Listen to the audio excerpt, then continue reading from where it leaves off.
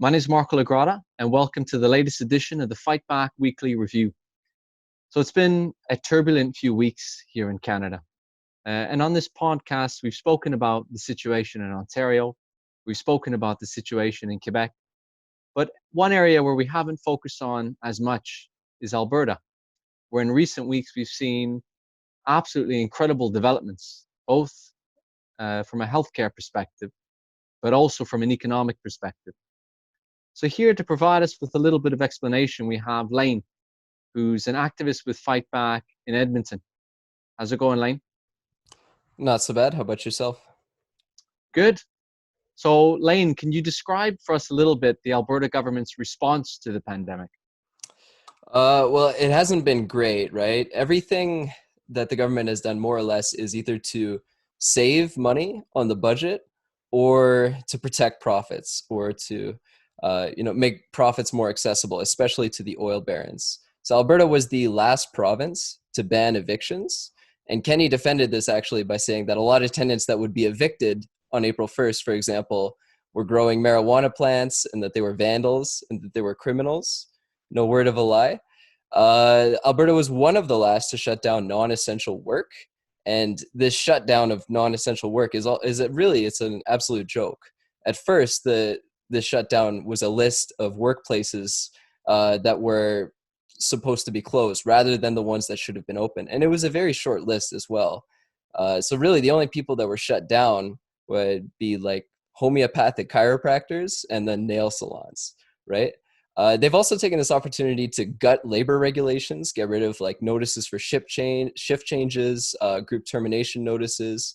And then really the big blockbuster thing that they've done in the face of this pandemic is lay off 26,000 education workers in the name of saving money to fight COVID-19, and then proceed to spend 58.5 times that amount of money, or at least set it aside for Keystone XL, a pipeline for TC Energy, which is $1 billion corporation, right? It's as though like they think that oil and gas companies are the real victims of the COVID-19 pandemic. They have this hyper focus on oil and gas rather than public health, and safety of everyday people. And all while this was going on, they've rammed through cuts to doctors' compensation in the middle of the pandemic. So you have doctors from, by my count, over 50 small towns in Alberta, which have withdrew services, which have made plans to close up shop, and even some that have left this province already. There's heartbreaking stories, like in the town of Lac-La-Biche, for example. There are 11 doctors in that town. 10 of them have withdrew their services to, for one, deliver babies, and for two, the ER. Now, Lac-La-Biche is a small town of around 2,000 people, but it's not that just those 2,000 people that rely on that hospital. There's 2 First Nation reserves, there's 2 Métis reserves, and there's probably 10 or 12 little hamlets and a bunch of farmers who live in that area. And that was their main ER, right? If there was an emergency, they would go to Lac-La-Biche, and now they have to drive probably a couple hours further if there is any kind of emergency. This kind of austerity is what kills people in normal times, but we're not in normal times, right? We're in the middle of the pandemic, and that has been their priority. So Laine, we've heard a lot about this outbreak at the Cargill meatpacking plant, which at last count, over 500 people are now infected. Can you describe the situation? What's happened there? Well, basically, you have workers that are packed into the plant like sardines, working in elbow to elbow conditions, right? Because, well, the company wants to maximize production for one, and then save on costs. They don't want to space people out and rent more warehouses. It would increase their overhead. So from the beginning, really, everyone knew that these plants were going to be a breeding ground for the virus unless significant action was taken. And that significant action would have meant money that the bosses would have had to spend, which would have meant reduced profits. So eventually the virus did make it to this plant, right? And when that did happen, Cargill showed that they did not care about the health and safety of the workers, that they did not care about any of these things, about social distancing, rather that they cared about profits. And they pressured some workers who had tested positive actually to come to work a few days later. I've got a quote here from one of the workers named Christian, who works at that, or who worked at the Cargill meatpacking plant. He says, "I was told on April 12th by Alberta Health Services that I was positive and needed to quarantine another 14 days. And then further, Cargill called me 3 days later and asked me if I could come back to work tomorrow." So pretty bare that they care about production rather than health and safety. And also the Alberta government and a lot of the occupational health and safety, as well as the chief medical officer, bear responsibility in this situation as well. Occupational health and safety inspected this plant after the outbreak was detected. And they inspected it by doing what we're doing right now, by a video call, rather than do a physical inspection at the meatpacking plant. They didn't even want to show up there, you know? So it's an absolute farce, right? And now, to my count now, 3 people have died. And as you said, over 500 people have been infected.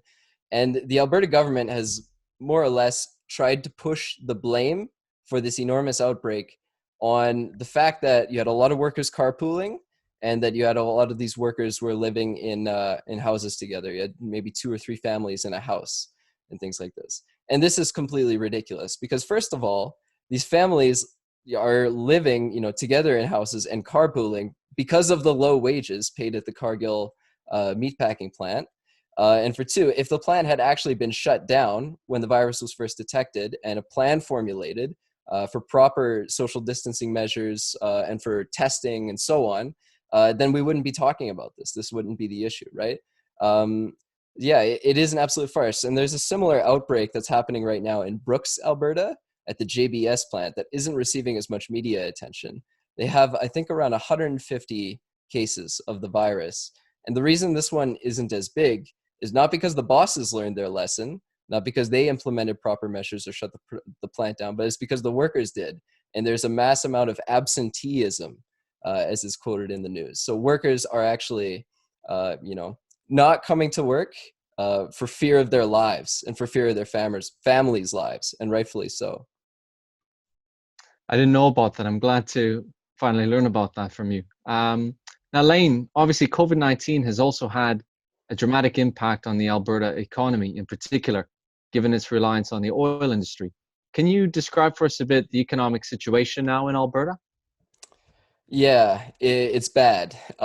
Even prior to the plunging of oil prices and the COVID-19 slowdown, there was a very real investment crunch in Alberta.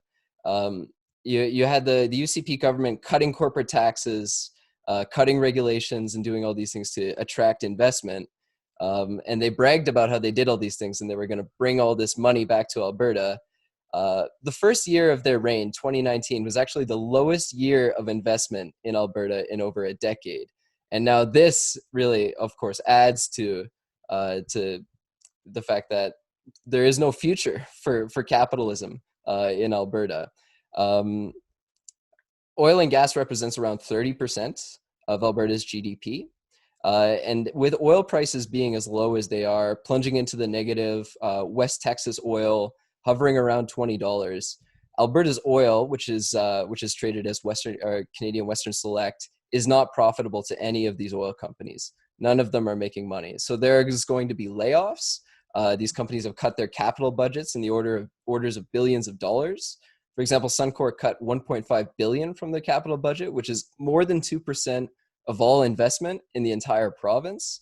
And Kenny has talked about the future holding 25% unemployment in the province. So they could build 100 Trans Mountain pipelines. You could build 50 Keystones. Unfortunately, it doesn't really matter. The economic situation is going to be quite poor.